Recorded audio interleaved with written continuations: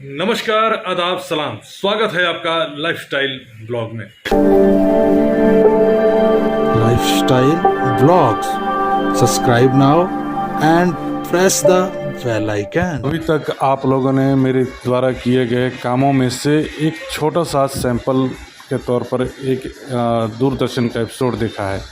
ऐसे हज़ारों प्रोजेक्ट हैं जो मैं आप लोगों को दिखाना भी चाहूँ तो शायद नहीं दिखा पाऊँगा, क्योंकि हॉलीवुड से लेकर बॉलीवुड से लेकर अपने भोजपुरी वुड तक बहुत सारे मैंने फ़िल्में की हैं, बहुत सारे टेक्निकल काम किए हैं, जिसमें निर्देशक के तौर पर और एक आर्टिस्ट के तौर पर अपनी काम से, अपनी मौजूदगी से मैंने अपने हुनर को आप लोगों के सामने प्रस्तुत किया है।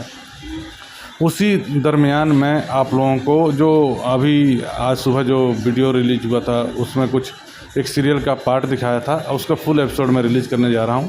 तो उसको आप लोग देखिए और सोचिए समझिए कि अगर मेरे पास कोई सिंगर आता है एक उम्मीद लेकर के मुझे मार्केट में कुछ करना है, तो हर चीज़ के बारीकियों के साथ साथ ज़रूरी नहीं है कि ऑडियो वीडियो ही करेगा। मेरे पास ऑप्शन रहते हैं, मेरे पास टीवी सीरियल्स के, शॉर्ट फिल्म के, वेब सीरीज़ के, फिल्मों के भी।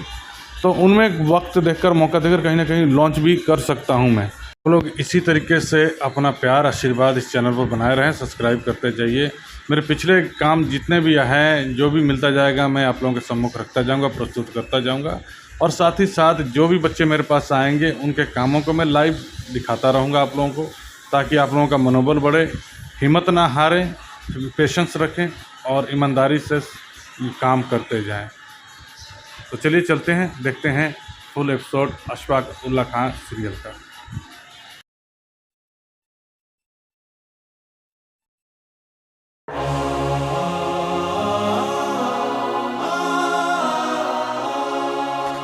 जाऊंगा खाली हाथ मगर,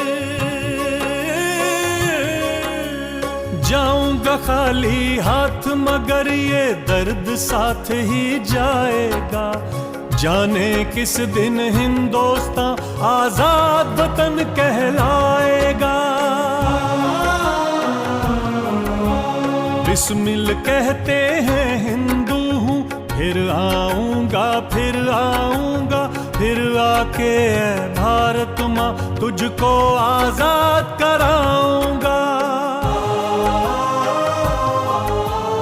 जी करता है कह दूं, पर मजहब से बंध जाता हूँ। मुसलमान हूँ, पुनर्जन्म की बात नहीं कर पाता हूँ। खुदा अगर मिल गया कहीं अपनी झोली फैला दूंगा। जन्नत के बदले उससे मैं पुनर्जन्म ही मांगूंगा। अच्छू मियाँ ने यह कहलवा भेजा है कि आप सब्र से काम लें। अम्मा, अल्लाह ने चाहा तो ये मुसीबत और परेशानियों के दिन जल्द खत्म हो जाएंगे और अच्छू मियाँ इंशाअल्लाह साथ खैरियत के घर वापस आ जाएंगे। आमीन सुम्मा आमीन। इंसाफ का मुकदमा कौन सी अदालत में चल रहा है? इंसाफ का क्या मतलब? आप इन्हें जानते नहीं? क्या बात कर रहे हैं साहब, आपने हमारा इनसे तारुफ तो कराया ही नहीं। ये अशफाक उल्ला खां और ये सचिंद्रनाथ बख्शी, क्या आप एक दूसरे को जानते नहीं? और उधर लखनऊ जेल में सबकी नींद उड़ी हुई थी, मगर कुछ लोग ऐसे भी थे जो मजे ले रहे थे।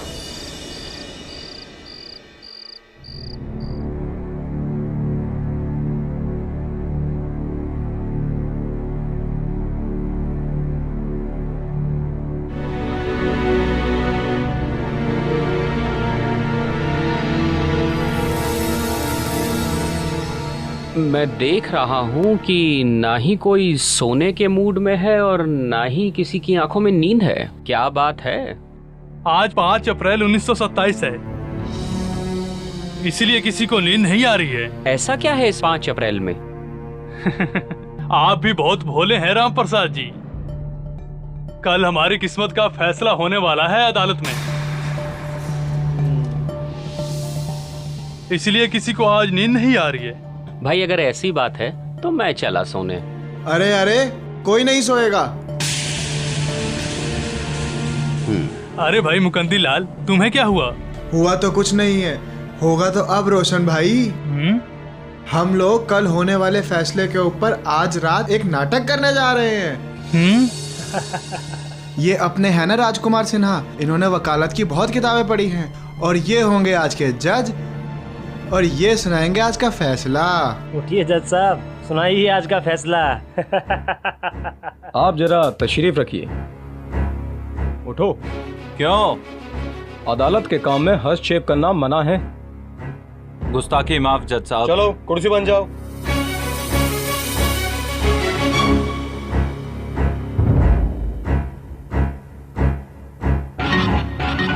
Order order order. मां बदौलत ने पूरे केस को बड़ी संजीदगी से देखा। दोनों तरफ के वकीलों की जिरह को गौर से जांचा परखा, गवाहों के बयानात और मूल जमीन की सफाई को भी पूरी तवज्जो से सुना। यानी दोनों फरीकों को अपनी अपनी बात और सफाई का पूरा मौका देने के बाद। कैसा बात करता है? अरे साला, हमको मौका कब दिया तुमने?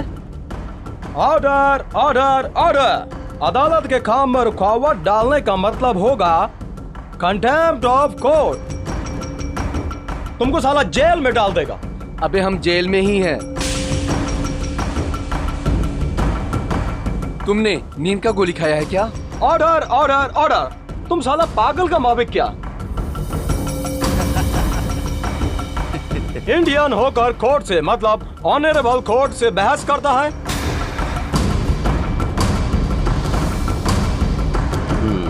इस बात पर हम तुमको काला पानी दे सकता। जज साहब, अब अपना फैसला सुना ही दीजिए। सुनाता है सुनाता है।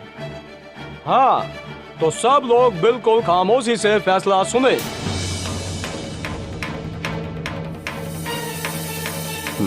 राम प्रसाद बिस्मिल्लाह शाहजहांपुर, अदालत तुमको बराबर कसूरवार पाया।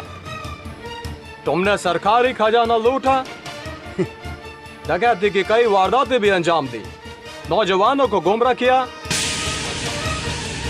और रहम दिल ब्रिटिश हुकूमत के खिलाफ युद्ध मतलब वार का ऐलान किया। इस वास्ते अदालत इस नतीजे पर पहुंची कि तुम्हारा जीवित रहना खतरनाक है। इस वास्ते अदालत तुमको सजाए मौत सुनाता है।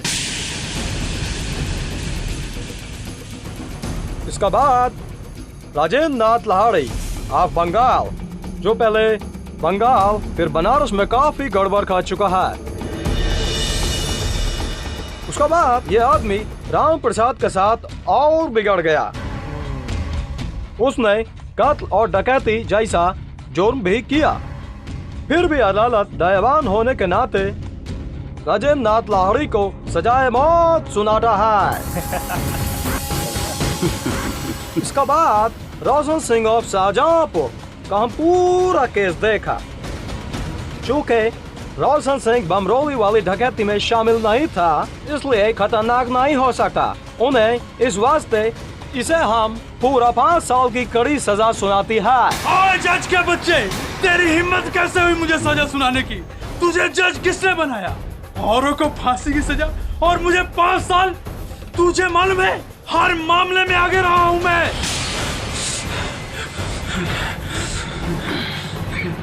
जज साहब से मेरी दरखास्त है कि सेठ रोशन सिंह से अनजाने में या भूल से अदालत की मानहानि हुई है, जिसके पेश नजर इसकी सजा में 15 दिन की जेल की मियाद और बढ़ा दी जाए।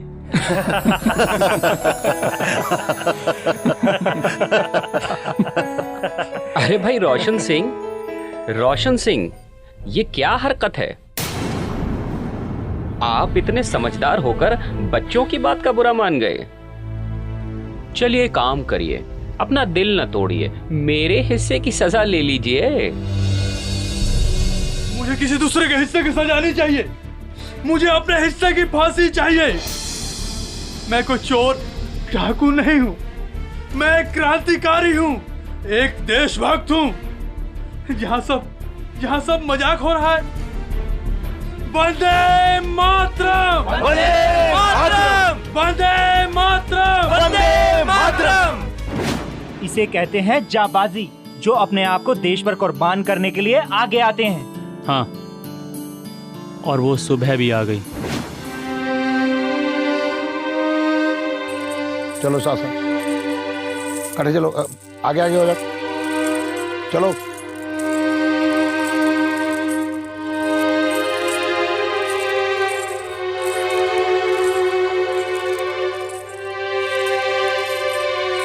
साथ हो जाओ, सारे इकट्ठे हो जाओ। सुनो, अभी थोड़ा वक्त है अंदर जाने के लिए। आप लोग सारे यहाँ खड़े रहेंगे, मैं अंदर जाकर वक्त की मालूमात करके आता हूँ। और सुनिए, आप में से किसी ने भी कोई भी गड़बड़ी करने की कोशिश की तो मुझसे बुरा कोई नहीं होगा, समझे? आप सब लोग मुझे जानते हैं, ध्यान रखना तुम भी इनका, ठीक है? इधर खड़े रहना। क्या बात है, सबको फांसी ही क्यों चाहिए? साला इससे कम हमें मंजूर ही नहीं, कम से कम फांसी तो जरूर ही चाहिए। भाइयों, हम जब अदालत पहुंचे तो हमारे चेहरे पर खुशी, मुस्कुराहट होनी चाहिए, ताकि अंग्रेजों को पता चल जाए कि हमारा हमारे देश से रिश्ता क्या है।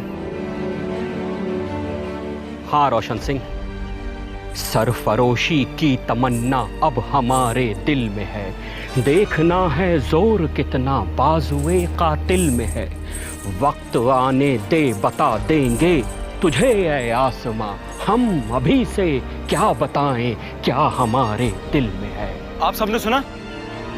मुझे खबर मिली है कि जेल में फांसी की 3 कालकोठरियों की सफाई का हुक्म आया है।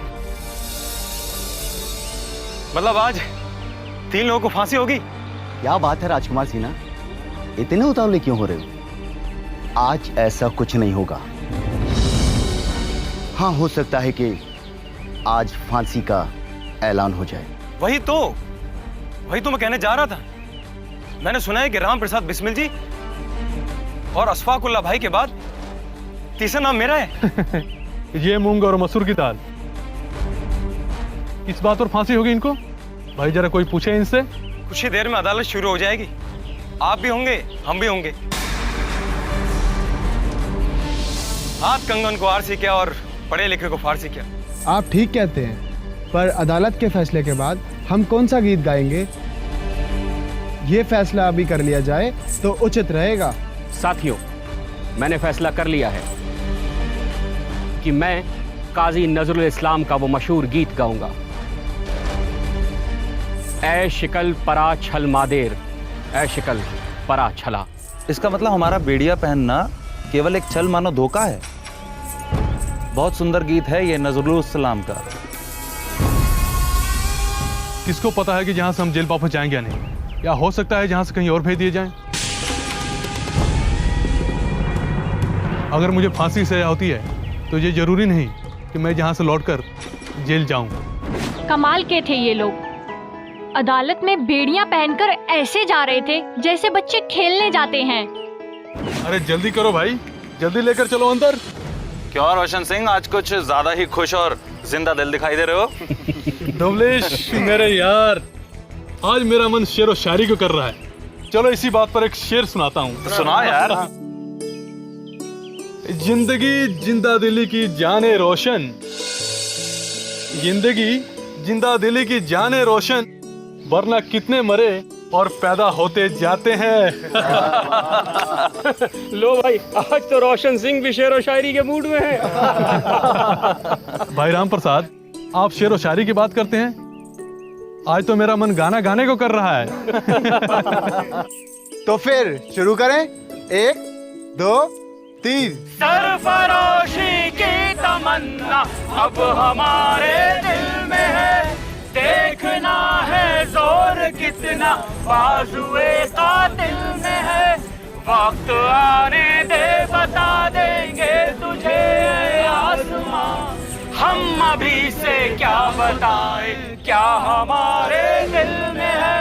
सरफरोशी की तमन्ना अब हमारे दिल में है। अरे बस करो यार, साहब आ रहे हैं। सुनो, इनको अंदर लेके चलो। चलिए चलिए चलिए, लेके चलिए इनको अंदर। चलो।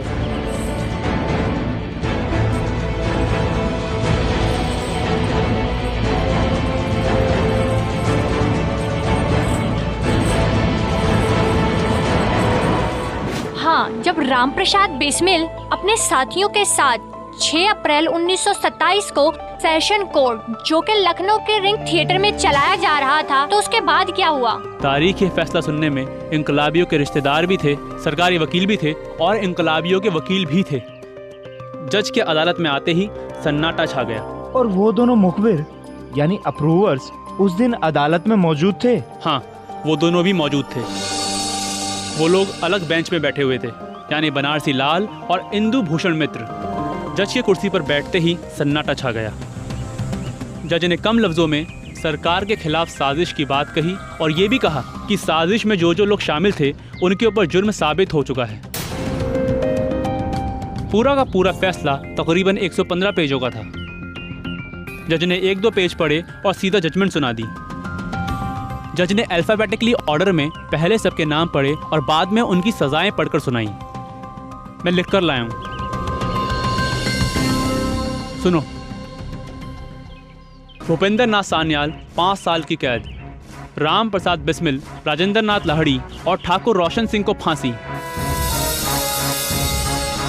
सचिंदर नाथ सान्याल को ताहयात काला पानी, मनमथ नाथ गुप्त को 14 साल की बामुशक्कत, योगेश चंद चटर्जी, गोविंद चरणकार, मुकंदी लाल, राम किशन खत्री और राजकुमार सिन्हा को 10-10 साल, सुरेश चंद्र भट्टाचार्य और विष्णु शरण दुबलिश को 7-7 साल, राम दुलारे त्रिवेदी, प्रेम कृष्ण खन्ना और रामनाथ पांडे को 5-5 साल की सज़ा पढ़कर सुनाई गई। और हाँ, जो सरकारी गवाह थे ना, अपने बनारसी लाल, उनको 5 साल की कैद सुनाई गई। अजीब मामला है यार। काकोरी रेल डकैती में सिर्फ 10 लोग शामिल थे और सजाएं उससे 2 गुने लोगों को मिली। अच्छा, सजाएं सुनकर उन लोगों पर क्या बीती? कुछ भी नहीं, ये तो फक्र से फूले नहीं समा रहे थे। राम प्रसाद बिस्मिल ने खामोशी और सुकून से अपना फैसला ऐसे सुना जैसे कि वो जानते थे कि उनको फांसी की सजा सुनाई जानी है। और बाकी लोग, वो भी खामोश रहे। ठाकुर रोशन सिंह की अंग्रेजी जरा कमजोर थी। अपना नाम सुनने पर उन्हें ये तो पता चल गया था कि उनका फैसला सुनाया जा रहा है। फैसला सुनने के बाद उन्होंने अपने बगल में खड़े दुबलिश से पूछा, भाई 5 इयर्स के अलावा जज ने जो कुछ भी कहा उसका क्या मतलब है? दुबलिश ने यहाँ भी रोशन सिंह से मजाक करने की कोशिश की होगी। हाँ, दुबलिश ने रोशन सिंह की कमर में हाथ डाला और धीरे से मुस्कुराते हुए कहा, आपको भी पंडित जी और लाहड़ी के साथ फांसी की सजा सुनाई गई है। इस पर रोशन सिंह खुशी के मारे उछल पड़े और कहने लगे, हमने तो जिंदगी का आनंद खूब उठा लिया, अगर मौत आ भी जाए तो कोई गम नहीं। और पलटकर राम प्रसाद बिस्मिल से कहा, क्यों पंडित जी, अकेले अकेले जाना चाहते थे? ये ठाकुर आपका पीछा छोड़ने वाला नहीं। अच्छा, फिर उस पर बिस्मिल क्या बोले? इससे राम प्रसाद बिस्मिल की आंखें भर आईं। उन्होंने आगे बढ़कर ठाकुर रोशन सिंह को गले लगा लिया और ये कहा कि आप जैसा बड़ा भाई ईश्वर हर किसी को दे। आप कुर्बानी में हम सब से आगे हैं।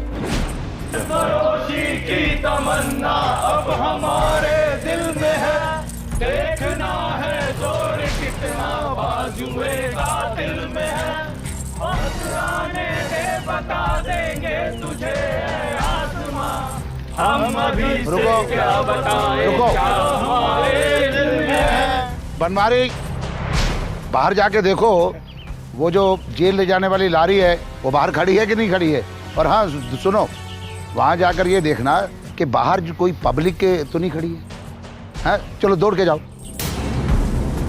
दोस्तों, मुझे ये नहीं पता कि हम तीनों को कहाँ रखा जाएगा। अरे मुझे तो ये तक नहीं पता कि हम सब बाद में मिल पाएंगे या नहीं। लेकिन इस वक्त मुझे अशफाकुल्लाह का एक शेर याद आ रहा है, दरो दीवार पे हसरत से नजर करते हैं, खुश रहो अहले वतन कि हम तो सफर करते हैं।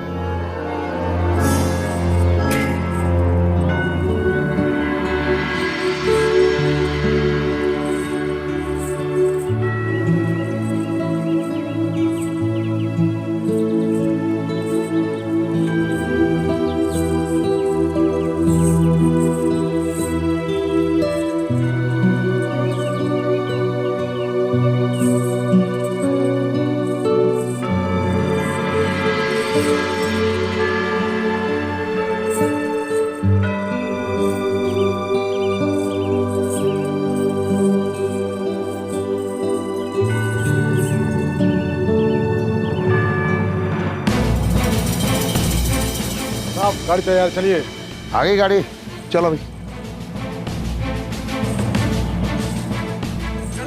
जिंदाबाद जिंदाबाद जिंदाबाद जिंदाबाद जिंदाबाद जिंदाबाद जिंदाबाद जिंदाबाद।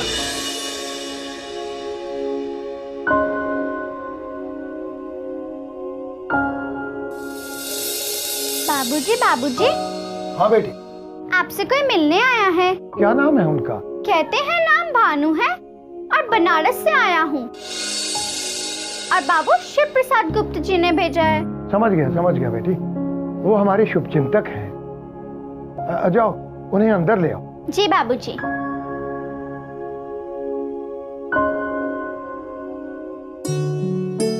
विद्यार्थी जी नमस्कार।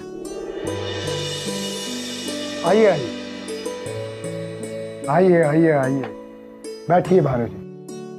कहिए कब आना हुआ बनारस में? बस सीधे ही चला आ रहा हूँ। अच्छा, और सुनाइए, हमारे वो शिव प्रसाद गुप्त जी सब कुशल मंगल तो है ना? जी सब ठीक से है। आपके लिए ये चिट्ठी भेजी है। अच्छा, मैं माफी चाहता हूँ इतनी देर से आने के लिए। अरे कैसी बात करते हैं आप तो हमारे भाई समान हैं। आराम से रहिए और हाँ, खाना वाना खाकर जाइएगा। एक बार फिर से माफी, मैं खाना वाना खाकर आया हूँ। जो फैसला अदालत ने राम प्रसाद बिस्मिल और उनके साथियों के लिए सुनाया है, उससे बाबू शिव प्रसाद गुप्त जी को बड़ा धक्का लगा है। सबको बड़ा धक्का ये लगा है, छोटा किसे लगा है? राम प्रसाद बिस्मिल और दूसरे साथी कहाँ हैं इन दिनों? सजा सुनाने के बाद राम प्रसाद बिस्मिल को गोरखपुर जेल, राजेंद्र लाहड़ी को गोंडा और ठाकुर रोशन सिंह को इलाहाबाद जेल भेज दिया गया। बाकी के क्रांतिकारियों को भी इधर उधर की जेलों में डाल दिया गया। परसों के मुकदमे में अशफाक उल्लाह को भी फांसी की सजा सुना दी गई है और बख्शी को आजीवन काला पानी। हाँ, अशफाक के मुकदमे का फैसला भी सबके लिए एक बड़ा झटका है। 13 जुलाई को यानी परसों सुनाए गए उनके फैसले में अशफाक को फांसी और शचेंद्र नाथ बख्शी को काला पानी। कोई काशी में बता रहा था कि अपनी फांसी की सजा सुनकर अशफाक मुस्कुराते रहे, बिल्कुल नहीं घबराए। अशफाक कभी घबराने वालों में नहीं रहे। उन्होंने बार बार साबित किया है असल पठान क्या होता है। सही कह रहे हैं आप। विद्यार्थी जी, मेरे लिए कोई और सेवा? बस धन्यवाद। और हाँ, शिव प्रसाद गुप्त जी से हमारा नमस्कार कहिएगा। जी, अब मुझे आगे दीजिए, मैं चलता हूँ। जी धन्यवाद।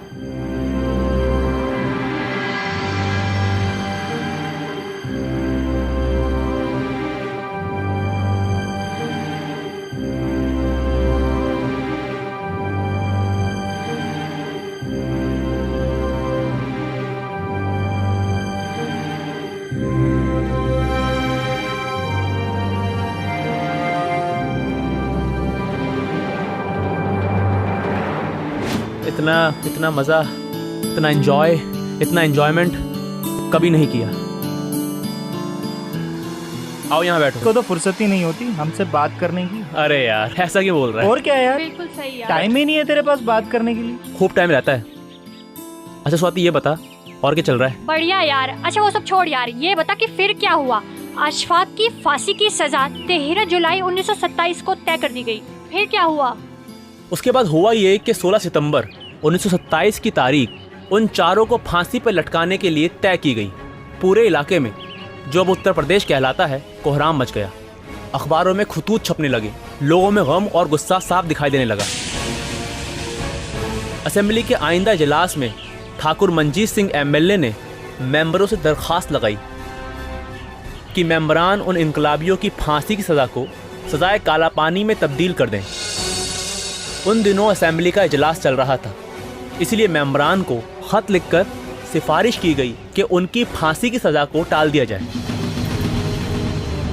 इसी तरह के खतूत गवर्नर के पास भी भेजे गए।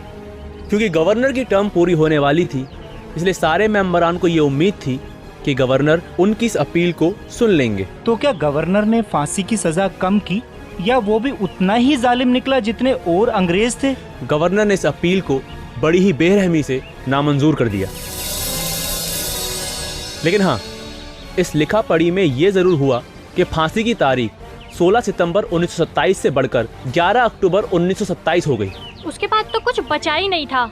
मेरा मतलब है, ऐसा कोई रास्ता बचा था जिससे उन्हें बचाया जा सकता था।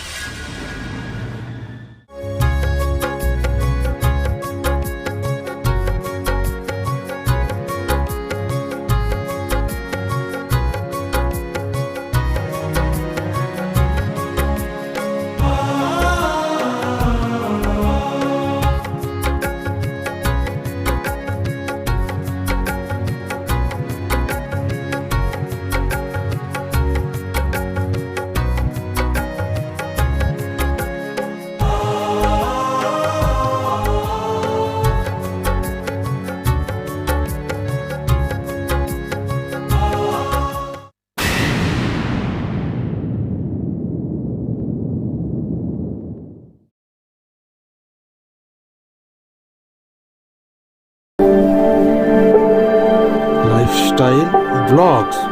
Subscribe now and press the bell icon.